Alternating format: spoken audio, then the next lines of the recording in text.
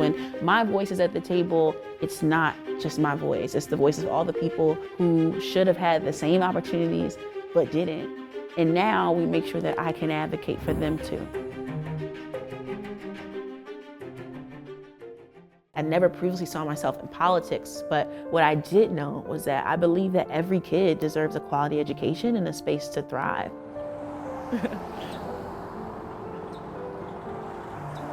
I represent what, to me, is really the norm in this city, which is young people wanting to have a seat at the table, having a voice about how to make our city move forward, and then backing it up with action. My mom was a public school teacher and a social worker, so I learned from an early age that it was really important for me to give back to my city. I was really proud of her.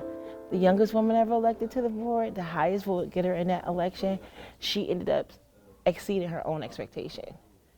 And I think she surprised herself. To your point though, April, like, that's really dope that you could not only start with us here and end up here. When you get here, you know there's like more people coming up there. My dad passed away.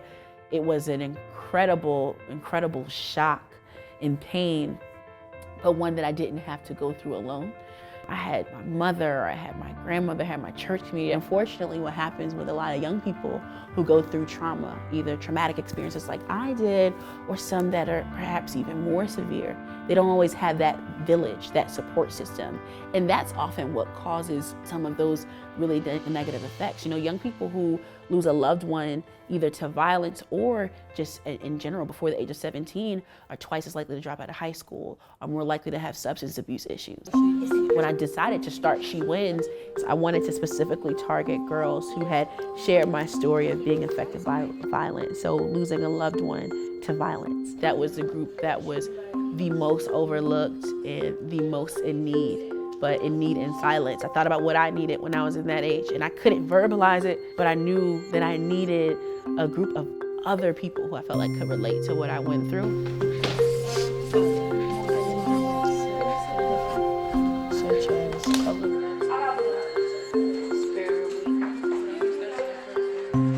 When I feel like my grades are like dropping, I talk to a Dorian and she gives me help, or she'll sit there and talk to me. There's a lot of kids that lost their fathers, their siblings, so Malaysia and her group, they talk amongst each other. Because sometimes kids can't talk to parents or what they're going through emotionally, so they talk to their little friends and they confide into them. So I think that's a big step. At least she's talking. You know how we used to have a study hall? Yeah. I think we need that more for like the ones who need help in school. Yep. What I've seen about Malaysia is that the talents that she's already had, not only are they growing, but we're seeing that she's actually talented in other areas too. So she's a dynamic leader. She's a young person who, when she comes in the room, other young people want to be around her, right? But now what we're doing is continue to coach her on how to use that in the best way possible. Dorian, she's more like a mother and a sister to me, because like if she know I'm wrong, she'll tell me I'm wrong. And working with a Dorian, it's been like easy and it's helpful, because when I know if like my mother's like if I can't speak to my mother right then and there because she's busy, I could always talk to a Dorian and she'll like help me. She helps everyone. Everyone, no matter what. A Dorian have a golden heart. Like I never seen a person like a Dorian. I never even seen a Dorian angry. Like I don't even think she even get angry. She's a beautiful person. Period. Her mother. It's important for me to teach them how to be leaders, because sometimes it's easy to forget how talented and beautiful and brilliant you are. When you're a kid, when you're a teenager, especially when you're a Black or Latino student or anyone from any marginalized group coming from a community like ours, it's easy to forget your brilliance.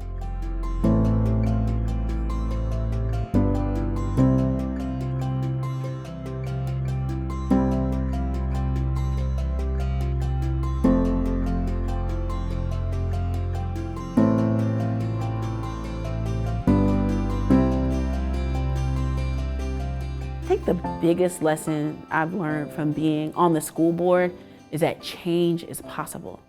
Change is possible. I have to come in with the idea that, look, anything that we want schools to look like for our kids, it's possible, because we fought so hard just to get to this point. And so I come into my committee meetings, I come into my board meetings, knowing that like I have to fight for our kids. When you walk into any public school building, there's a picture of all the school board members. And what's funny is that now my students, either from She Wins or from some of the other work I do, they say, you know what, when I walked into school, I saw you. I saw your picture right there. It's like, and I used to see that wall and I never recognized anybody. But like now I see somebody I know.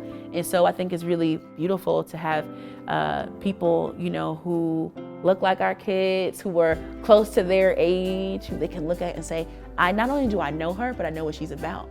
And I know that she's about me.